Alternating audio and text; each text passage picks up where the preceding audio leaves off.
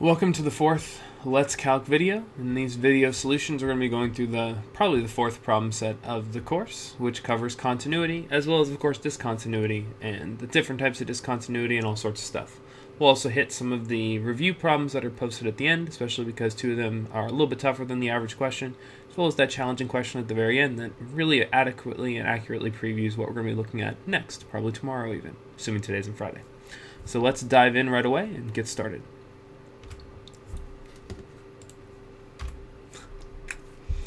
Okay, the first question we're going to ask you to go through, not ask you to go through, we're just going to go through it, asks you to use the definition of continuity to prove the continuity of each function at a specified x value. And questions 1 and 2 feature different types of continuity proofs. Number 1 is super basic and just kind of straightforward, going through the motions and the 3 steps and the conclusion. And step 2 just involves general behavior. But number 3 is the one that has typically appeared on my exams and typically has the most common mistakes with. And it's usually a mistake of not conceptual understanding, but a mistake of communication. So we want to talk about that communication, talk about what you need here. So first, the function that we're looking at. We're told that h of x is a piecewise function that has a boundary at x equals 16. It's a log, or it's got logarithmic behavior for x less than or equal to 16, and it's got some sort of radical behavior for x greater than 16, and naturally they want us to prove the function is continuous at 16. So of course we need to jump in. Before we get too far in there, it's worth reminding you what the definition of continuity says. So specifically, f is continuous at x equals c if 3 things hold. There are 3 statements that must hold. And there's a shorter way to write it, but we'll go with this for now. First, it must be that f of c is defined. In other words, there has to be a y value there. There has to be a point on the graph at x equals c. The second statement that has to be true is that the limit as x approaches c of f of x has to exist. In other words, the general behavior must have a consensus and go somewhere. So obviously this is the step that disqualifies jumps, or most jumps. And third, those 2 pieces, f of c and the limit as x approaches c of f of x, must be equal to one another. The thought process being, if the point is exactly where the general behavior points, I don't have enough fingers to do if that's true, then of course all the points are in the quote-unquote right spot, and we have continuity. So what we're going to do when we ask you to prove something is continuous is we're going to ask you to apply those 3 steps and verify them for the particular function that's in there. So let's go ahead and start. And this is a formal proof, although it's not a super rigorous or advanced one, but it is a formal proof nonetheless. So the first property that we want to check to ensure that h of x is continuous at x equals 16 is we first want to verify what h of 16 is and make sure that it is defined, that it does have a numeric value. So in order to do this, we can't just plug it into any part of the function. We have to look for where x is equal to 16 and which branch includes x equals 16. So right here, because of the x less than or equal to 16, we're going to be plugging in and evaluating h using the log branch. So h of 16 is going to be log base 3 of 16 minus 7. And of course that is log base 3 of 9, which is 2, because 3 squared is equal to 9. And 2 is defined. So everything is defined so far. Okay, our second step. And that first step, not really challenging. The second step, this is where the real challenge goes through. What we next need to see is what is the limit as x approaches 16 of h of x. In order to get there, though, because of the fact that we have a piecewise function and 16 is the boundary of that piecewise function, we need to make sure that the left-hand limit for you guys and the right-hand limit are both equal to one another. So if we're going to do that, we need to check both the left-hand and the right-hand limits. So our process is going to involve looking at left-hand and right-hand limits. So what we'll do typically is we'll first evaluate the limit as x approaches 16 from the left of h of x. Now looking at our function, the left are all the values less than 16, which would be the log.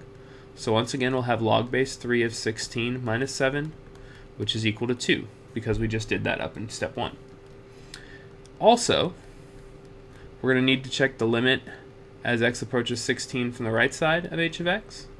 And in order to do it on the right side, we need to use all the x values that are bigger than 16, because that would include all the ones that are really close on the right side. And that means we're going to use the square root behavior, which is 1/3 the square root of 16 plus 20. That's 1/3 root 36, which is 1/3 of 6, also known as 2.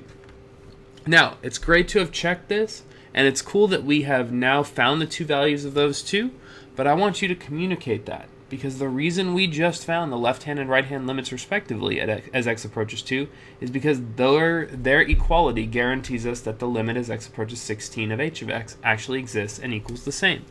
So you can say a statement on the next line, and again, you can use shorthand here. I would forgive you if you chose to say something like LHL. But since the limit as x approaches 16 from the left side is equal to the limit as x approaches 16 from the right side of h of x and equals 2, we can therefore state that the limit as x approaches 16 of h of x equals 2. And 2 exists. Otherwise, we'd have a hard time counting, wouldn't we? So we now have that h of 16 is 2. We have that the limit as x approaches 16 of h of x is equal to 2 as well, meaning it exists. And by the way, this was the important stuff, checking the one-sided limits, using them to formally find the limit value as x approaches 16 itself. The final step is to verify that those two things are the same thing. So first of all, 2 equals 2. And of course our reason is that h of 16 is equal to, and actually since isn't the right word there, 2 equals 2, so therefore h of 16 equals the limit as x approaches 16 of h of x, which is exactly what we were looking for in the first place. Therefore, so again, we've shown all three steps are true, all three properties in this definition hold.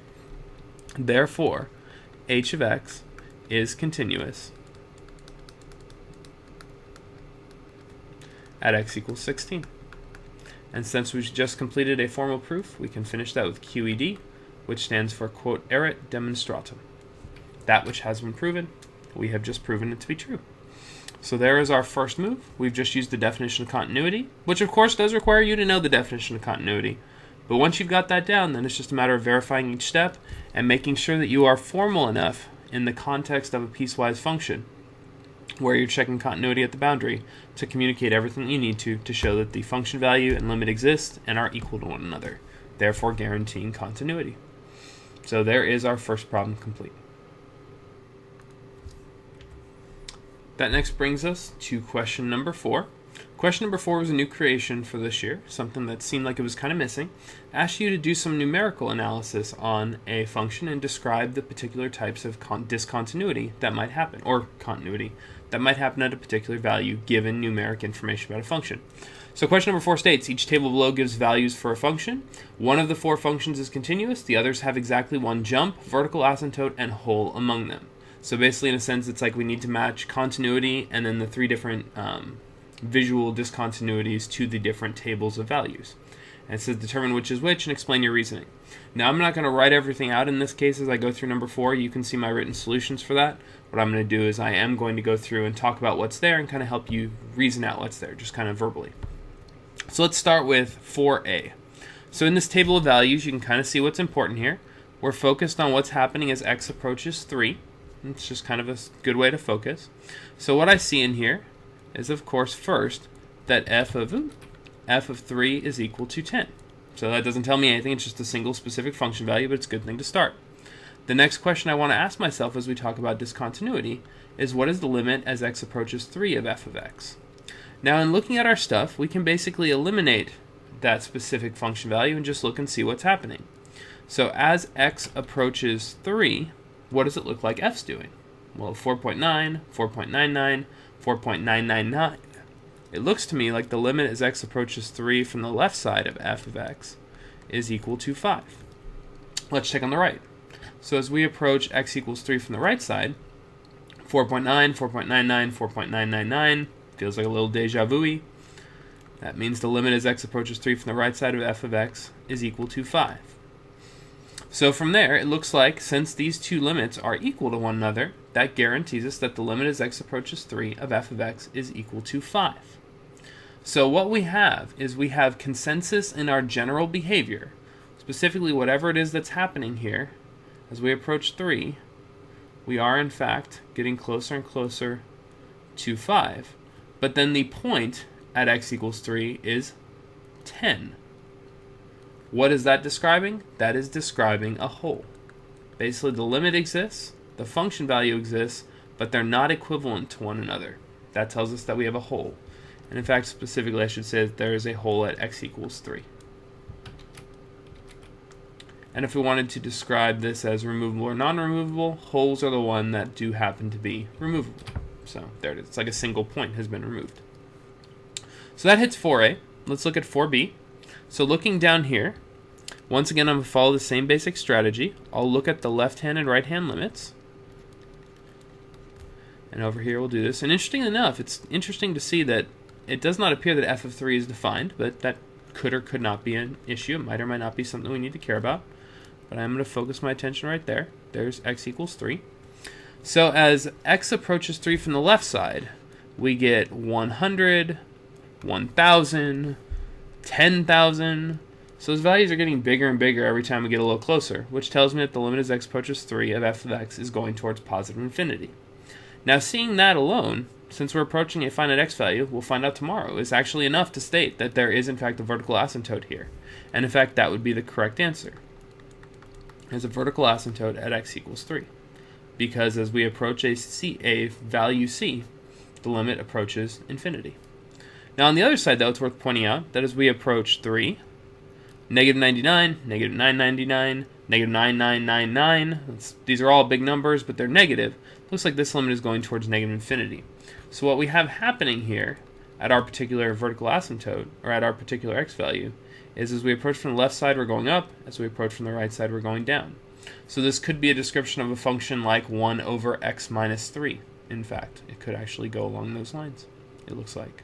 Actually, this could be like negative 1 over x minus 3. So just know it's there. The important thing, though, is as we have that growth without bound, as it gets bigger and bigger and bigger and bigger, even if it's in a negative direction, tells you we have a vertical asymptote. Okay, that brings us to c. So as we look at c, once again, I want to follow that same strategy. Hey, look at that. We're back with x equals 3 equaling 10. So once again, we can say f of 3 equals 10. It's a nice thing to know that it is defined there. Now if we look at the limits, we'll have the limit as x approaches 3 from the left side of f of x, and we'll have the limit as x approaches 3 from the right side of f of x. And if you wonder why I'm writing them in that way, it's because I'm going to copy them so I can paste them in just a second. I'm getting lazy. So I'm looking here, the limit as we approach 3 from the left side. So as we get closer and closer to 3, 4.9, 4.99, 4.999, it looks like it's approaching 5. And now I should point out that we don't know for sure that it's 5. We just know it's close to 5. For simplicity here, I'm going to state that it's 5. And in the assignment, I was a little more careful with it, just so you know. In the written solutions, I mean. So the limit as x approaches 3 from the left side of f of x is equal to 5. What about from the right side? Well, I'm glad you asked. As we approach x from the right side, or as we approach x equals 3 from the right side, 9.9, 9.99, 9.995, it looks to me like the limit as we approach x equals 3 from the right side is actually 10. So in a sense, what we've just shown is that the left-hand limit does not equal the right-hand limit. What that tells us is that the limit as x approaches 3 of f of x does not exist. And specifically, with the left-hand limits and right-hand limits not equaling one another, that tells us that we do have a jump at x equals 3. And if you're curious, we specifically have a jump where the right endpoint, the endpoint on the right, is actually defined. So in our particular case, we have something happening here. So as we approach 3, we're getting closer and closer to 5. When we look at 3 from the other side, we have, let's see, this. So that's what our function happens to look like. So if that was of interest, there it is. So now what this should tell us is that we must be continuous completely on the last one by process of elimination. Again, that's not by doing any actual calculus or analysis work. That's just me using process of elimination, which is a really valuable problem-solving strategy, I might point out. But let's look at the graph. So in this case, we have the limit as x approaches 3 from the left side. I was going to paste it in, wasn't I? Mine's elsewhere. There we go. Ha, look at that. Brilliant, right? So in this case, as we look, the limit as x approaches 3 from the left side. What are we seeing here? Well, 9.9, 999, 9.999. Looks like this is approaching 10. As we approach 3 from the right side, I also see 9.9. It keeps getting bigger and bigger, but closer and closer to 10. So I'm seeing 10. And look in the middle there. F of 3 is equal to 10. So it looks like f of 3 is equal to the limit as x approaches 3 of f of x, and both equal 10. So that tells me that we are in fact continuous there. So just kind of an interesting question, asking you to think about tables of values and use that information to your advantage. That brings us to our next question, which is question number 7. And the next few all come from the same section, which basically asks you to apply your new knowledge about continuity and discontinuity, and specifically the types of discontinuity that there are, and how to determine which one you have given a particular function. So we're going to start pretty simple, reading the directions, of course. This section asks you to determine any x values at which f is not continuous, classify each discontinuity as removable or non-removable, and also by name, i.e. calling it a jump, a vertical asymptote, a hole, etc., and to show any supporting work. So I've picked a variety of these questions, probably done a few more than necessary, but I'd rather give you firm examples and samples of what this work can look like here with some narration rather than not. So let's jump into the first one, number 7. So on question number 7, f of x equals x minus 4 over x squared plus 42. So as I look at this, the first thing I'm looking for is any sort of potential built-in discontinuity here. If there was a piecewise function, we'd have to look at boundaries. It's not a piecewise function, at least as defined, so we don't necessarily need to think about that. Instead, I'm going to focus my attention on the denominator. So if that denominator is equal to 0, then we should have a vertical asymptote. So long, of course, as that x value doesn't occur to be at x equals 4, because then we'd have a factor on the top. Now x squared plus 42, though, without needing to do a whole lot of work, is always greater than 0. In fact, just picture what that function looks like. It has its vertex at 0, 42, and it's a happy parabola, as far as we can tell from the outside. It's a happy parabola, which means it never even hits 0, which means that there are no vertical asymptotes. And in fact, what that tells us more than that is because there's no place where the denominator is equal to 0, there's definitely no place where there's a vertical asymptote, and there's definitely no place where the numerator and denominator are simultaneously 0, which means there's no hole. Excuse me. What that tells me is that this function is actually continuous everywhere. It is a rational function that just happens to have no discontinuity. So don't think just because a function is rational that it must be discontinuous or must have a vertical asymptote. We just have proof as we looked. And in fact, for the sake of argument, let's pop up Desmos really fast and just verify that that's true.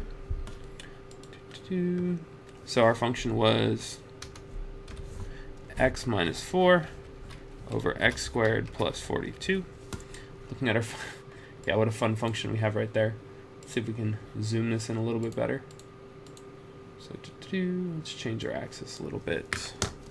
Let's go negative 20. 20, and then for a y-axis it looks like it's pretty small, so let's go let's go. So I'm looking at our function. This isn't the perfect one at all. You can see we have kind of an interesting shape. It's got some interesting asymptotic behavior here. It looks like it's going towards 0 in both directions. There is of course that 0 at 4, 0, but I don't see any discontinuities, and if we zoom out it just kind of flattens out nicely as we go forward. So it definitely looks like this is a continuous function everywhere. Might be surprising, but there it is. Okay, next we'll take a look at question number 8. Question number 8 is a perfect example. This might show up on an exam. It's this kind of question that really gets to the heart of the kind of analysis that we need you to be able to do when you're in Calculus AB.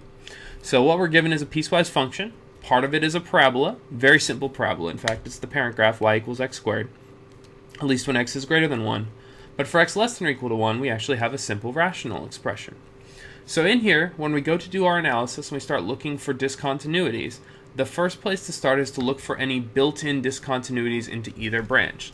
So in other words, although I wouldn't necessarily write this myself, our first move is going to be to inspect the individual branches. So we're going to inspect 10 over x plus 4 when x is less than or equal to 1, and we're going to inspect x squared when x is greater than 1. So in looking at these two branches, the first thing I note is that this side, x squared, is a polynomial. Polynomials are continuous everywhere, so that means that we don't have to think about that x squared at all. There's no built-in discontinuities for us to worry about. On the other hand, this rational expression, 10 over x plus 4, absolutely has a discontinuity built in. There's a vertical asymptote at x equals negative 4. Now let's check though. This is when x is less than or equal to 1.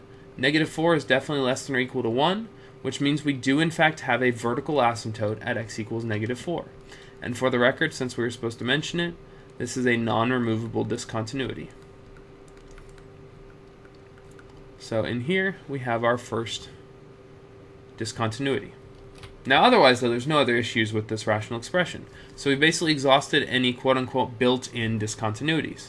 The only thing that's left then is to use the structure of the piecewise function to look for one more potential place of problem. It's a lot of alliteration, isn't it? So in looking here, what we want to look at is we want to look and see if there might be a jump.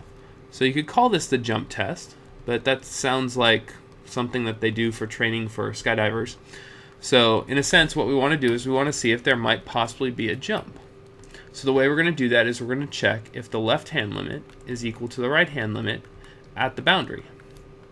And again, I'm not a fan of that notation, LHL, RHL, but for the moment, here we go. So we want to check if those two things are true. So let's do that. Let's evaluate first the limit as x approaches 1 from the left side of f of x. When we do, we're going to get 10 over 1 plus 4, which is 10 over 5, also known as 2.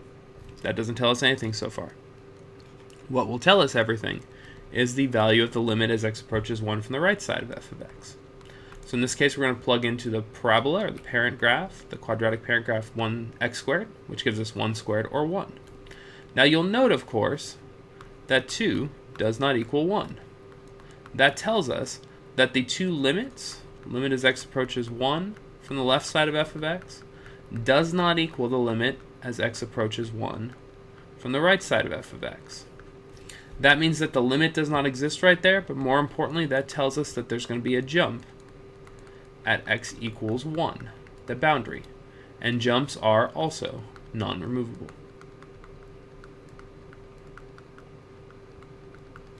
So there were actually two discontinuities for us to look at. You know what, for the sake of argument, or for the sake of clarity, let's look at the graph on Desmos once just to see if it's actually there. Let's verify this is actually true. So I'm a little bit rusty using Desmos piecewise function stuff, but I think I should be able to do it. Let's go f of x equals, we're going to look at, let's see, when x is less than or equal to 1. Was it less than or equal to 1 first? Let me see here. It is 1, less than or equal to 1. Okay, when it's less than or equal to 1, we get 10 over x plus 4. When x is greater than 1, we get x squared. Okay, so there is the graph that we were supposed to be looking at. A couple things to point out. First and foremost, if we look at x equals negative 4, you can see that it does look like there's a vertical asymptote right there. Second, if you look at x equals 1, there's that gap in the function. Tells us that we do in fact have a jump at x equals 1. So it looks to me like we've actually found both values very quickly and accurately. So good job us.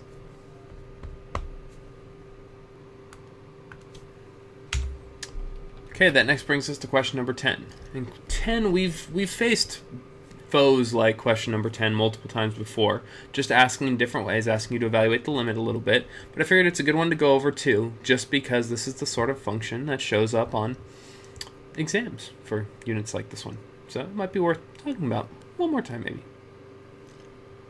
Just throw that out there. So in looking here, question number 10, we have an absolute value function divided by some regular polynomial. And in fact, before we even start, I'm just going to rewrite this in a strategic way. I'm going to write this as the absolute value of x plus 4 over 7 quantity x plus 4. So if you will, this is 1/7 times the absolute value of x plus 4 over x plus 4. Now, if you recall from the last time we ran into one of these functions, we talked about the fact that this has some interesting behavior. Specifically, this can be rewritten, in fact, as a piecewise function. Because here's the thing about absolute value of x plus 4 over x plus 4. No matter what number you put in, you get the same magnitude on the top and bottom.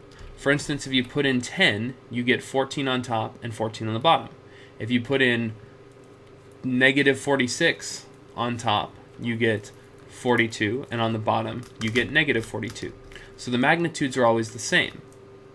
What changes is the sign. If we put in a number that's smaller than negative 4, we get a negative number. If we put in a number that's larger than negative 4, we get a positive number. And of course, then whatever that number is, and it's always the same numbers, because these two things always have the same value, more or less. It's almost like you could say that this divides out to plus or minus 1. So as we're going through here, you could even write this expression as a piecewise function. And in fact, we did in the first lecture video that we worked through. You could write this as negative 1/7, and I'm saying 1/7 because of that scalar out in front, and negative because if the number is less than negative 4, this value becomes negative because the top stays positive but the bottom is negative. We could say that this is the same thing as the function negative 1/7 when x is less than negative 4, and positive 1/7 when x is greater than negative 4. And with that in mind, you could even script out a nice little picture of what this function looks like. If this is negative 4, we'll have negative values to the left, and we'll have positive values to the right. Now this is an interesting function because direct substitution would give you a 0 in the numerator and a 0 in the denominator, at least as x approaches negative 4, of course. But this is just the naturally occurring break that's actually out there. So in fact, I'm hoping visually you can quickly see that there is a jump at x equals negative 4, and that a jump is, of course, non-removable.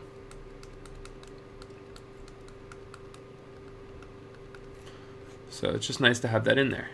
If you were looking for more formal work, what you could do is you could look at the limits as x approaches negative 4 from the left side of f of x.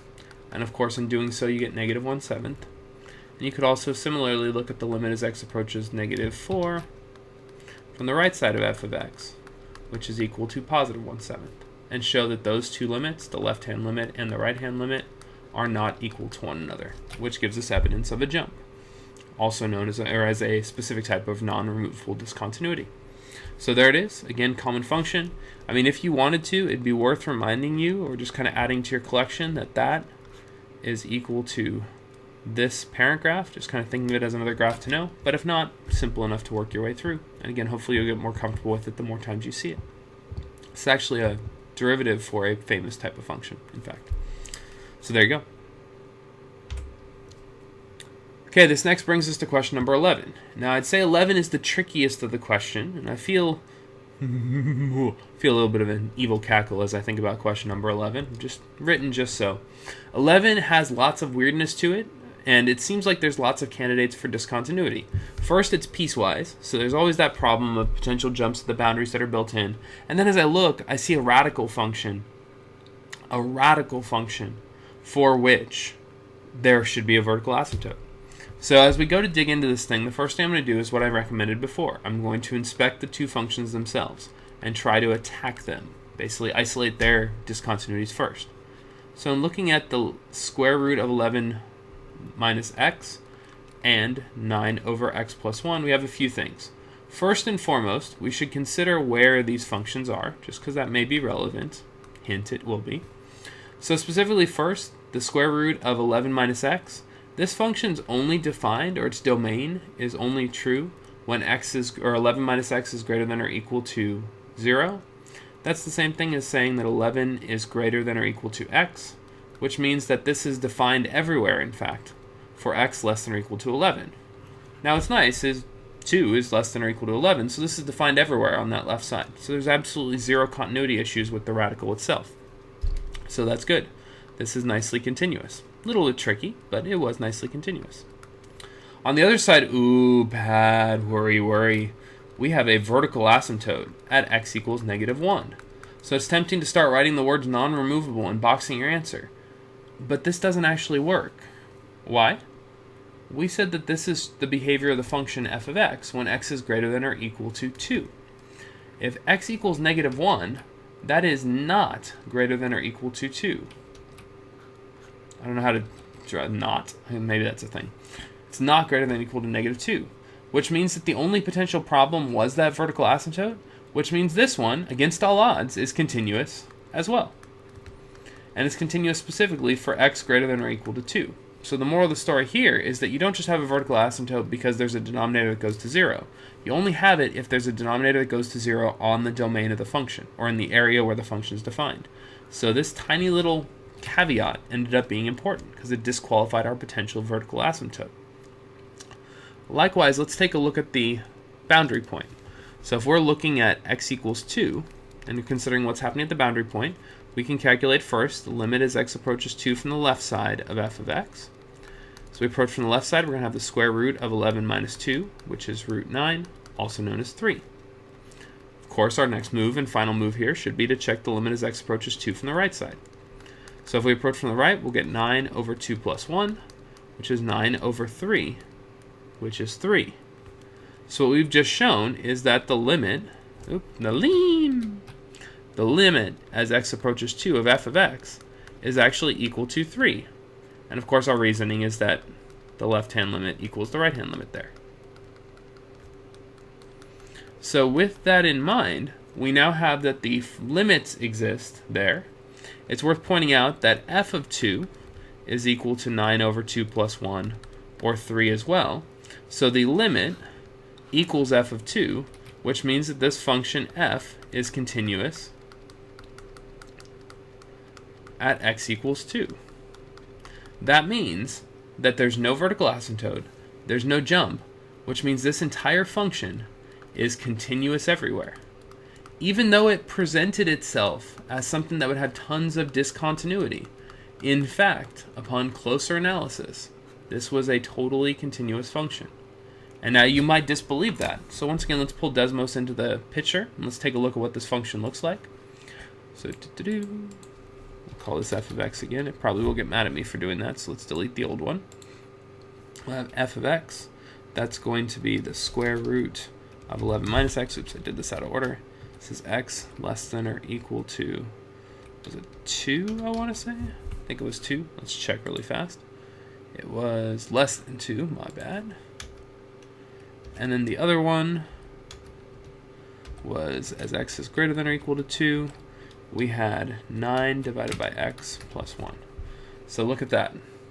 The vertical asymptote we'd be looking at for 9 over x plus 1. So looking over there, that vertical asymptote occurs in the section where it's not actually defined, so that's not actually a part of it, and the graph meets nicely at the point 2, 3. That means this is in fact a continuous function. It just didn't seem like it probably was going to be one when we first looked at it at the beginning. Now you might notice that there's kind of a sharpness to this, kind of a weird break. It's almost like someone fractured the graph a little bit. That is an issue. We'll talk about that. It's an issue of a property called differentiability. But for now, all we cared about was continuity. This graph is definitely continuous everywhere. Okay, that brings us to the final question from this section. Again, we're looking to determine the x values where f is discontinuous, and then to classify and name all those different things. Last one we hit is a trig function, which I'm sure has you all thrilled. But in analyzing this trig function, it's actually not that difficult to think about, just difficult to communicate what all those x values are.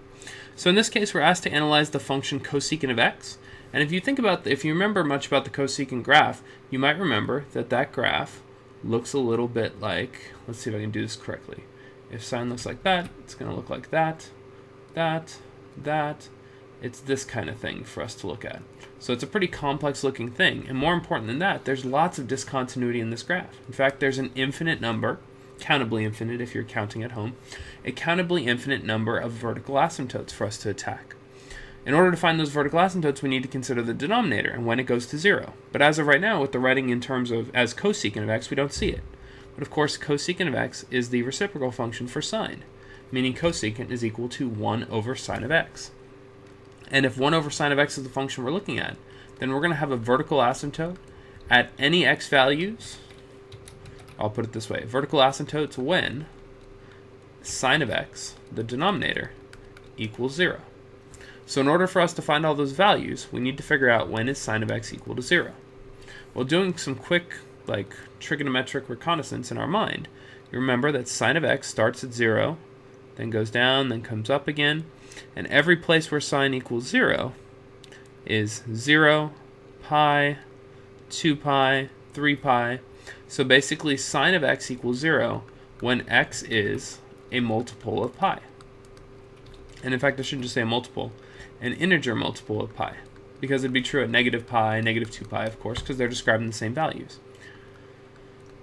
So in a sense, this is good enough. I mean, technically this would be our answer. We could just say vertical asymptote when x is an integer multiple of pi, or an integral multiple of pi. But if you want to be as formal as possible, you want to make sure that you describe it as mathematically as possible. So in a sentence, we want to say integer multiple of, I said x instead of pi, my bad. You'd think I'd be hungry in that, but I guess I had a good lunch. So it's an integer multiple of pi. What we're going to do is we're going to say that there's a vertical asymptote at x equals pi times k, where k is an integer. That way we can include all possibilities, including 0 pi, or 0, as well as negative pi. And so all of those produces a vertical asymptote. And of course, these are all non-removable, as vertical asymptotes are. So really, I don't think it's so much the difficulty of figuring out where this function is discontinuous, although I realize cosecant can be intimidating. It's more important to me, or more likely to me, that you might not be sure how to communicate your answer in this case. So that pi k is an integer, would work. I'll also point out that if you say k is a member of the integers, or z, this is like that z like r looks like that, you could also say that. That means the same thing as k is an integer. So just something in there good to bring up and point out. Okay, next, where does this take us? This takes us down to those last couple questions at the bottom, which oftentimes are a little challenging, although I'd say this one is more a review with a slightly challenging element in it. So in this section, for 16, I think we're looking at the 18, I want to say, the last one in this little section, we're told to evaluate the limits using any technique, and each of the limits does exist. So that's an important consideration, because that means we can't fall into the trap of, it doesn't exist here, we got 0 or something. So keep that in mind. So as we go through and evaluate this limit, the first place to begin is by checking by direct substitution. Do we even need to use any advanced limit techniques? Well, if we plug in 3, we'll get 3 cubed minus 27. Now, I did have a student in class of 2017, I want to say, who 3 to the third was equal to 9 every single exam. But, unfortunately, 3 to the third is 27, at least for her, although she got a 5 on the test. So 27 minus 27 is 0. And in our denominator, 12 minus 4 times 3 is 12 minus 12, which is also 0. So this tells us that we do, in fact, have an indeterminate form. We don't want stuff like 0 over 0, so instead we're going to have to trim the quills and factor this thing, because I see polynomials. So now as we're looking, we're going to take the limit as x approaches 3 of x cubed over 27 over 12 minus 4x. What I'll point out first is our denominator, we can factor out a GCF of negative 4 and get negative 4 quantity x minus 3. So this is good in numerous ways. First, it has an x minus 3, which I can tell is going to be a factor of the numerator, even if I don't know what the factoring strategy is. And second, it lines us up, because now we can see where that 0 is coming from in our denominator. Our numerator, though, is a little bit tougher. X cubed minus 27 is what we call a difference of cubes. And unfortunately, the difference of cubes isn't so memorable and catchy as the difference of squares is. So if you'll recall, and again, it might have been a little while, if you have x cubed minus a cubed, that factors into a short factor and a long factor. The short factor is the one you'd expect, in this case, x minus a. The long factor takes the two pieces, x and a, it squares them at the beginning and end, it multiplies them in the middle, and then as far as signs go, we started matching, then we go opposite, so it was minus before, now it's plus, and then it always ends with a positive sign as well. So with that in mind, that is our actual factoring. So following that pattern, we're going to get that this factors into x minus 3, or in fact, if we want to go with this whole strategy, by the way, this strategy is called MOP, learned it from Miss Nakamura. MOP, we'd look at the ingredients for the short and the long factor. Each one would start with x and 3. Then we'd have x squared and 3 squared, and then 3 times x. Then for our signs, we started with a minus, so it'd be matching the minus. Opposite the minus is a plus, and then ending positive. That's what MOP stands for, matching opposite positive. So from there, of course, this cleans everything else up in the problem. This just becomes the limit as x approaches 3 of x squared plus 3x plus 9 divided by negative 4. And if we direct sub, we're going to get 3 squared plus 3 times 3 plus 9. It's like the 9 trio up there over negative 3. This is 9 plus 9 plus 9, which is 27 over negative 4, which I just prefer to write as negative 27 over 4. Now that said, it's all great and wonderful to do this problem if you remember MOP. But what if you don't remember MOP? Is there a way that you could get to this expression? Well, yes, there are. There are a couple different ways to get there, but I think the cleanest and best way to attack would be to recognize what factor has to be in that numerator. If you know that x cubed minus 27 has to equal something, I don't know, we'll go stuff. I'm a big fan of stuff. Has to be something stuff times x minus 3, since this gave us an indeterminate form with 0 over 0.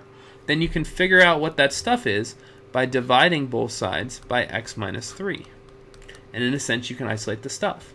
In other words, what I mean is you can divide x cubed minus 27 by x minus 3.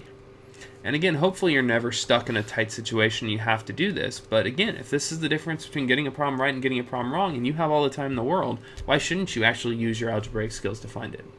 Truth is, you should. That's what you're there for. So in here, what I can do is I'd first write this out a little bit better. I'd write this as x cubed plus 0x squared plus 0x minus 27 just to line up space. Then I do my normal long division work. So x goes into x cubed, or x times x squared gives me x cubed. Or I should better yet ask myself the question, what times x gives me x cubed? That'd be x squared. Multiplying these two, we get x cubed minus 3x squared. We draw the line and change each sign. We get 3x squared. Nothing comes down except for the minus 27. When we multiply this through, what times x gives me 3x squared? That would be positive 3x. When we multiply these pieces, we of course get 3x squared minus 9x. We draw the line and change each sign. That gives me 9x minus 27. And last but not least, what times x gives us 9x minus 20, or what times x gives us 9x? That'd be positive 9. And although I'm squeezing it in down there, hopefully you can see that these two things end up going towards 0. So there's no remainder, and that is the other missing factor from what's up there. So in a sense, you can consider this a review of the mop factoring technique in case you know it, which I think you do. But if you don't, you can always use long division to figure out that missing factor just by knowing that there has to be an x minus 3 in that numerator, or even just seeing that there has to be an x minus 3 in there. So there is question number 16. That brings us to question number 18. Number 18 is not a particularly special question. It's not one that involves something amazing or cool. It's just a little more challenging. It asks you to use 2 of the 3 techniques that we've used in the past. It involves common denominator work, and it also involves rationalization and the conjugate. So because I didn't do any of those super challenge questions earlier on in this, on these assignments, I want to make sure I went through one at least. So you can take a look here if you want to. So first, doing my quick test. I want to check that these things are in, this does in fact produce an indeterminate form. So that'll be 1 minus 10 over 9 plus 1, which is 1 minus 10 over 10, which is 1 minus 1, or 0. Excuse me, in my denominator, we have the square root of 9 minus 3, which is 3 minus 3, or 0. Unfortunately, we do have an indeterminate form. So let's start to attack. And now, to keep things organized, I'm not going to attack everything all at once. Instead, I'm going to begin my attention with the numerator and focus on that rational expression up there. So, and there's lots of different ways to do this. I'm going to try to keep it all on track on here. But basically, what we're going to do is we're going to multiply up and down by x plus 1. Again, that's not the best notation in the world. It's kind of small, but bear with me. This will get us x plus 1 over x plus 1 minus 10 over x plus 1. Again, that denominator is begging for conjugate work, but we're just not going to jump in there just yet. Be patient. Patience, young Padawan. So instead, let's evaluate the limit as x approaches 9 of this new expression. Now, hopefully you're okay with this. The new numerator has x plus 1 in its denominator. Of course, there's still that square root of x minus 3. The numerator is going to be x plus 1 minus 10, which is going to be x minus 9. And although that might seem like I'm rushing things, I'm excited to see x minus 9, because since x going towards 9 produced an indeterminate form, that tells me that there's a really good chance that we can clean this mess up if we can figure out a way to get x minus 9 out of the denominator. And there is a way, so we'll be there in just a second. So before we get down there and start cleaning that mess up, next I'm going to take advantage of that old fraction fact. Remember we talked about this before. If you have a over b divided by c, that's the same thing as a over b times 1 over c, which means we should get the numerator over the two denominators as a product. So that means this expression is going to turn into x minus 9 over x plus 1 square root of x minus 3. And that's a huge move, because now we've got everything into a single rational expression. Unfortunately, a quick check means if we plug in 9, we still get 9 minus 9 over something times root 9 minus 3. So our final move here is going to be to do the rationalization work. So I'm going to multiply up and down by what we started with, the square root of x minus 3, but not minus, but a plus. I want that conjugate in there to transform this into a difference of squares. So of course, doing it in the denominator does require us to do it on the numerator as well. So making our next move down, hopefully cleaning some stuff up. The numerator is not much better. It's actually worse. Sorry. In our denominator, though, we have x plus 1 times this new factor over here. And if you look at the difference of squares that we're looking at, this is going to become root x squared minus 3 squared, which, by the way, is equal to x minus 9. So that bottom part, that conjugate work, actually gave us an x minus 9, and lo and behold, the x minus 9's divide away. We're actually left with just evaluating the limit as x approaches 9 of root x plus 3 over x plus 1. And this no longer has an indeterminate form when we approach as x goes to 9. So this is going to be equal to root 9 plus 3 over 9 plus 1. That's 6 over 10, also known as 3/5. So again, just a challenging question, but to make sure that we have it, we went through, we did one piece at a time. Trying to do too much at once can be your undoing. It's really easy to drop a parenthesis or accidentally forget something or lose track of your denominator, really common mistake as well. By keeping track of everything, we're able to work our way through. And as just kind of a general reminder, I used equal signs because I had those limits, and only when I direct substituted in that 9 did I drop my limit from my expression. So there is a really tough limit question involving multiple techniques from trimming the quills. Okay, that brings us to our final question, question number 19.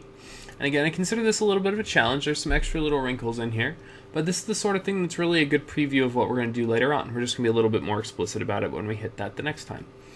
What you're told is that you're given a piecewise function that contains some middle section or middle branch, L of x, and it says L of x is a linear function. It wants us to find L of x such that P of x is a continuous function. So there's lots of stuff to unpack here. The most important thing I want to start with, though, is that we can clean this mess up a little bit by pointing out that if L of x is linear, L of x must be a line. So L of x must have the equation mx plus b for some m and b. In other words, you can think of this question in this way. We're trying to solve and figure out what are m and b such that this equation is continuous. And in our equation, when we look at what's here, if we try to think about what we're looking at, we have some sort of negative parabola, and I'm going to mess up where the vertex is, so forgive me, please. We got something like that. Then we've got this square root with square root of x plus 1. We got something, I don't know if we do something like that. And what we're trying to figure out is what line do we need to connect from here to here. So we want to figure out what is that L of x. So it's an interesting question for sure. Definitely a little bit of a different kind from the kinds of things we've done so far. But I don't think it's outside our realm of possibility. I think this is something you can do. I'm just making the video to support you in case you really want to think about it ahead of time. So in digging in here, there's a couple different things to point out. If we want this linear function to connect to everything, what we need to make sure is that it connects on both the left boundary and the right boundary. So what I'm going to do is I'm going to focus my attention on each of those two boundaries separately. So I'm going to focus first at x equals 4. And by the way, it's worth pointing out that I'm focusing on the boundaries here and not worried about any inherent discontinuities here, because parabola and radical, and each of those two things is inherently continuous itself. So just know that that's why. So what I want to make sure is true here is I want to make sure that the two pieces match, that the line intersects that left endpoint and then the line intersects the right endpoint. So what that means for me is I want to make sure that those two things are equal. And I'm going to do that by checking the left hand and right hand limits. So I'm going to check first the limit as x approaches 4 from the left side of P of x. And I want that to be equal to the limit as x approaches 4 from the right side of P of x. And since I'm just focusing on the first boundary, I'm ignoring all this portion for the moment and focusing on that part, since that's the boundary of interest. So in doing so, let's see what those limits are. As x approaches 4 from the left side, we're going to be using the parabola, since that's when x is less than or equal to 4. So that's going to be 9 times 4 minus 4 squared. That's going to be 36 minus 16 is 20. Now on the other side, we have L of x, but we already said L of x is going to be mx plus b. So that means on this side, we're going to have m times 4 plus b, which simplifies to 4m plus b. Now that has not really fixed our problem for us. We just have an equation with two variables, and we can't solve that. But remember, we don't have to just yet. We also know that this is linear and has to connect the other side, which means that it should also connect at the right endpoint, or at the right boundary. So next we're going to look at the same sort of analysis using x equals 6. So first we'll deal with the limit as x approaches 6 from the left side of p of x. And we need that to equal the limit as x approaches 6 from the right side of p of x. And now if you're thinking, why aren't I checking that p of 6 exists and all those different things, I couldn't agree more. But keep in mind that we can clearly identify what those values are, and they're going to be built in. So in a sense, I'm kind of cutting a corner here, but I feel confident it's not going to affect my work. And again, it's an advanced questions, and I know it takes some time, and you have limited time. So do I. So looking here, the limit as x approaches 6 from the left side. That's going to be the function L of x. So let's see, on the left side, that's going to be m times 6 plus b. On the right side, it's going to be the square root of 4 times 6 plus 1. That means 6m plus b is equal to the square root of 25, which is 5. So we've now found two separate equations, which means that we now have a linear system of equations. We have 4m plus b equals 20. We have 6m plus b equals 5. So what I'm going to do is now I'm going to solve this linear system. I'm going to multiply the second equation by -1. When I do, that's going to give me 4m plus b equals 20, and -6m minus b equals -5. Solving this, we get -2m equals 15, or specifically, that m equals -15 over 2. So we just found the slope of such a line. It is -15 over 2. And next, we're going to find, where is it? Next, we want to find b. So if m equals -15 over 2, we can plug that into either equation. I'm going to choose this one for the sake of simplicity. So that means 6 times m plus b has to equal 5. Looking at those pieces, that's going to be, let's see, these can divide out. We're going to get -45 plus b equals 5, or b equals 50. And there are our two values, so this should be the equation that connects our two pieces. Now, since we're here, I think it's worth going ahead and graphing it on Desmos, just because we're sitting here looking around. So I think it's always a good way to go through. So this is p of x. Let's see. We're going to go through the piecewise parts that we can. When x is less than or equal to 4, we get 9x minus x squared. When x is greater than or equal to 6, we get the square root of 4x plus 1. So for the moment, notice, that's our graph.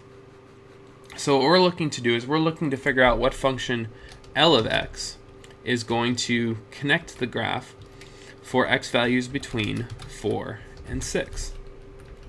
And by the way, right now it's just graphing 1. So for the moment, what we want is we want to put in our function. Notice we can't just put in any one function, of course. If we just put in 2x plus 1, it doesn't connect at all. But we found that the slope that supposedly worked was 15 over 2. And we saw that the value of b that's supposed to work was 50. And notice it looks like our graph does in fact connect now nicely. It's saying undefined because it's having trouble with that continuity issue that's there. But here, I know what I can do to fix that. There we go. Oop, don't need to save it, but there it is on Desmos. Looks like we did a pretty good job. We found those two pieces. So with that said, that completes our work on this particular assignment. And with that said, I hope these videos have been helpful to you. Also, just going to point out for a second, I don't think anyone's ever going to watch this far into the video, so I'm probably okay to say what I want. If you're wondering what I'm wearing my old baseball uniform, or a uniform from one of the last teams that I coached. And I'm wearing that today because today is the anniversary of the death of somebody who was very close to a very good friend of mine. And as I was thinking today about ways that I could support that friend, and just thinking about the loss of that person who I knew a little bit, I felt like I got to know even more after that person died. It just made me remember the difficulty of the day of finding out and the challenge that came afterwards, that for me wasn't just losing someone that was so dear to my heart that I knew so well, but it was the challenge of watching someone you care about suffer and grieve and struggle and fight through and slowly come to terms with the fact that a part of their heart was gone. And unfortunately, in the years that followed, I've had similar experiences, and I've lost people and someone in particular who's still on my mind, one of my former students, as well as the person that was lost on this day 3 years ago. And it amazes me how it is absolutely true that when someone's gone, whatever the way, but especially in this way, you lose a part of your heart every single time. And it's just gone. It just doesn't come back.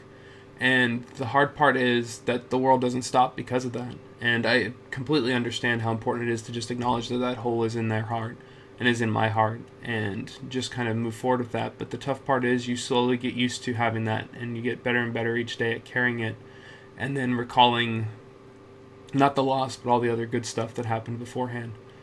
And this isn't the forum for this, but if I'm giving my summer for all this, I can take advantage of it and remember where I do. And I remember this uniform and spending what amounted to a season and another season with that friend who lost her best friend. And just makes me remember. And again, the best way to acknowledge that scar on that heart, that small hole that's in there, is to admit that it's there and just accept that that's a part of me, it's a part of her, it's a part of everyone whose lives were touched by him and the other person that I'm thinking of. And it just is. So if you got this far and listened, thanks for listening.